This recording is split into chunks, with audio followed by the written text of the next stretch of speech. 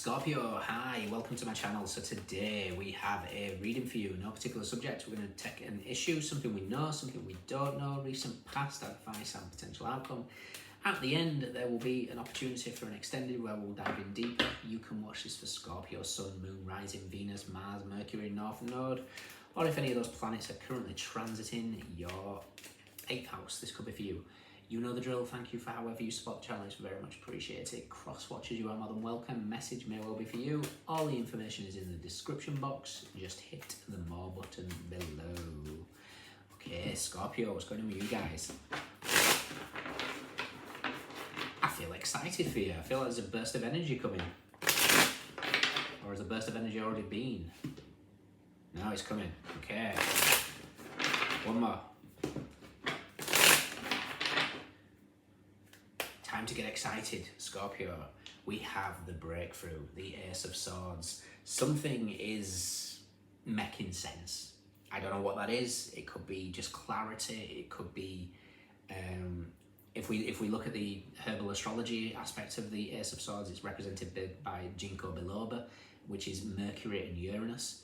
So Mercury is all about communication. Uranus is currently in your 7th house, so it could be how you communicate with people. Maybe there's a breakthrough. Maybe there's a, ooh, how interesting. I just heard this. I just felt this like shot of energy from the sacral to the throat, which is, there is a connection. Both being water, and I know communication. You'd think throats being, you would think air, but it's actually water. So there's something represented by the icosahedron in sacred geometry. Ooh. And in doing so, that connection is aligning everything. So it won't surprise me if this burst of energy is some sort of activation, kundalini, clearing of the chakras, whatever it is. It's like that aha moment that just aligns. My guess is the problem would have been the solar plexus, maybe negative self-talk, possibly. What do we know? Yeah, ooh, interesting. Pay attention to people in the environment. There could be, or you could be doing this to others, by the way. But it feels like somebody's had this effect on you, or you've had the effect on them, and it's reciprocated. But it feels like there's an activation, and it could be coming from touch. It could be coming from mantras, yoga. It could be coming from just being in the presence of somebody who's, highly connected. Like I say, for a lot of you, this could be you doing this to others. But there's something has shifted, something has broke through. What don't we know? Recent past. Wow. Advice. Wow. Okay, fantastic. Potential outcome. Nice. It's time to get excited. Time to get excited, Scorpio. You've had a rough couple of times recently. Your reads have been difficult. 10 of Wands, there with a lot of burden, a lot of responsibility. With the 4 of Pentacles, the Page of Wands, and the 9 of Pentacles, it's going to be time to have that break. Yeah, I knew it. You are literally, don't be afraid of your power. And that could be what's blocked the solar plexus to begin with. Lack of confidence. This could go all the way back ancestrally, based on, vilified for your spiritual gifts, whatever it is. But the Empress is with death. Now, this is you. You're water, so you're naturally the feminine energy, and death is your card. So this is you stepping into a divine feminine power. Do not be afraid of your power. And if we break that down into one tarot card, it's the 7 of Cups, which is Venus in Scorpio. The 7 of Cups is the 7 chakras. Something is activating here. I think there's some sort of breakthrough in terms of whatever the blockage was. It's aligning your chakras, and there's an awakening of some kind. Kundalini, like I say, whatever it is, the serpent has awoken. There's powerful energies in your environment as well. The Chariot here, but it's actually Freya that I'm looking at, goddess of love and war. There's a lot of energy in the background that you're not aware of that's actually clearing a path for you. This could be your ancestors, this could be your spirit guides, this could be deities like Freya. Whatever you're connecting with, they're doing some tremendous work in the background to align you to this. Fantastic. And then Freya is with the Four of Wands. It's time to celebrate life. So we've got the Ace of Swords. What we're aware of is the Two of Wands.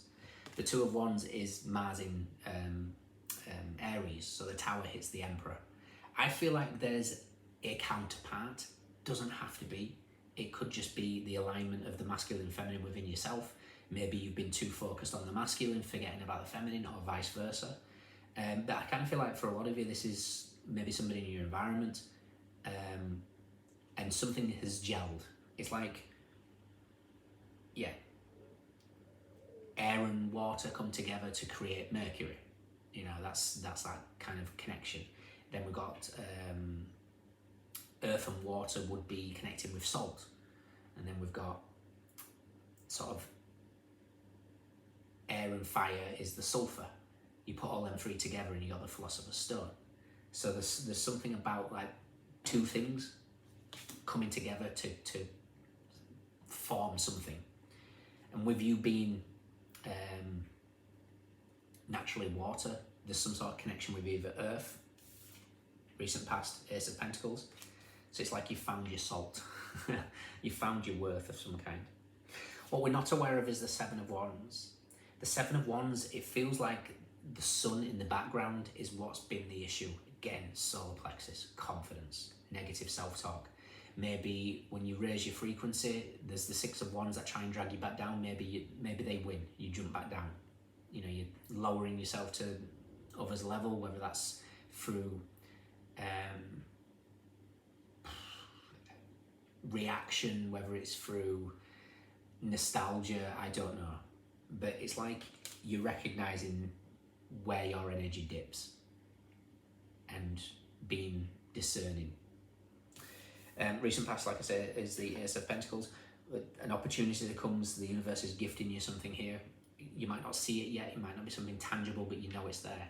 Your advice moving forward is the Queen of Wands. The Queen of Wands recognizes her power, and there's something about, I keep hearing Eve, so I'm going to be checking Lilith in a second.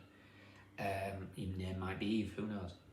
But yeah, keep in your power. Queen of Wands, magnetic. She knows what she wants, she knows what she's worth, and she draws it in magnetically. But it comes with that alignment. And your outcome is you guys, Six of Cups. Six of Cups is Sun in Scorpio. The Sun, which is powerful in the background, hits the Death card. It's like it's your time. You've had a lot of unpleasantness, a lot of burdens, a lot of responsibilities, and now something just feels like it's breaking free. It's going to give you more energy of freedom. 2 plus the 10, with the Two of Wands and the 10 of Wands is the Knight of Wands. Knight of Wands is adventure. But it seems like you're breaking through from something here.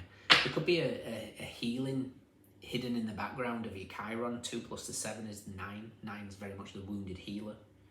Doesn't have to be. But let's check out where the Sun is.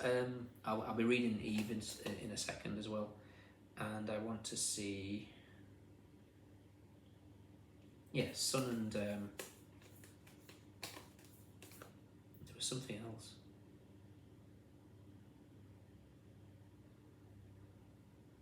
Tower and the Emperor.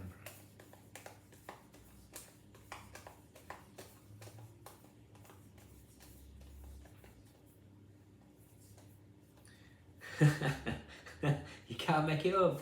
You cannot make it up. So the Tower and the Emperor is wedged between the Hangman. There's that Sun trying to break through. There's that yeller of the solar plexus. That's been your block, the solar plexus. And now, whatever this is, whatever activation that's taken place, has connected the sacral with the throat, and it's the ability to communicate, break free, whatever it is. Something has triggered, something has activated, and it's like it's time for you to find your Sun. The Sun is with Judgment and the Three of Swords. This is making peace with the pain of the past. This is, you know, as Rumi says, you know, the wound is where the light gets in. You're rising like the phoenix here. And look at that, the moon and the world. This is a major completion of a cycle. Diving into the depths of subconscious and healing. Last card, Temperance, Alchemy. The blend of water and fire. How fascinating. Yeah, and if you look at that, 10 of Wands is Saturn in Sagittarius, so the world, completion, meets temperance. You've passed some sort of major transition in your life here. Let's just check out Eve, because something's screaming Eve at me. Numbers Eve. Card 40, Divine Feminine Awakening. When you receive this card, it's a sign to awaken to your power. Eve tempted Adam to eat from the forbidden tree, which sparked their awareness of sexuality, good and evil, and initiated the fall of man. Their story could be interpreted as an allegory for human enlightenment, ascension, and the divine feminine connection to the spiritual realm. This card indicates that you are growing into your power as a master creator. Eve is tempting you to tap into the knowledge within you and become like the god or goddess of the earth that you are. The story in Adam and Eve is a famous tale about the rise and fall of humanity in the Old Testament book of Genesis. Eve was born from the rib of Adam, and God told them to eat from every tree in the Garden of Eden. The one caveat was that they were forbidden from eating from the tree of knowledge of good and evil on penalty of death. One day Eve was tempted by a serpent to bite from an apple from the forbidden tree. Some theologists speculate that this serpent was Lilith in disguise. The persuasive serpent said, "For God knows that on the day you eat thereof, your eyes shall be opened, and you shall be as gods, knowing good and evil." Eve obeyed the serpent, took a bite, and gave the apple to Adam to eat. They were both punished by God and expelled from the garden. Of course, like with Adam's first wife, Lilith, this creation tale blames and punishes Eve for the fall of man and the first original sin, thereby aligning the feminine with shame and evil. Eve was held up as an example by religious structures to keep women in line and subservient to men. The Eve Oracle card wants you to step out of disempowerment and into who you are as a god or goddess of your reality. Do not be afraid of your power. Take the apple from the tree. You are awakening and becoming one with your higher self. Nice. Yeah, there's a surge of energy coming. There's like a breakthrough that's happening here. Healing of Chiron, healing of confidence issues, healing of the solar plexus, and it's aligning you to then step into who you are. The sun meets death, so it's 6 of Cups. Sun's, it's the soul's gold, your purpose. How wonderful. Okay, interesting. In your extended, let's dive in just to clarify these, and we'll see what we can further get. If you can join me, fantastic. If not, let me know if it resonates. We have Mars in Aries, we have Mars in Leo, we have Sun in Scorpio, Saturn in Sagittarius, Sun in Capricorn, Venus in Virgo, Sun in Virgo, Taurus and Libra, Scorpio, Cancer, Venus in Aries, Mars in Gemini, Taurus, Gemini, Aquarius, Mercury in Virgo, Saturn in Taurus and Leo. We have Pentacles, we have Swords, we have Wands, we have Cups. Everyone is here. Those are the standouts. Let me know. Take care. See you soon. Bye.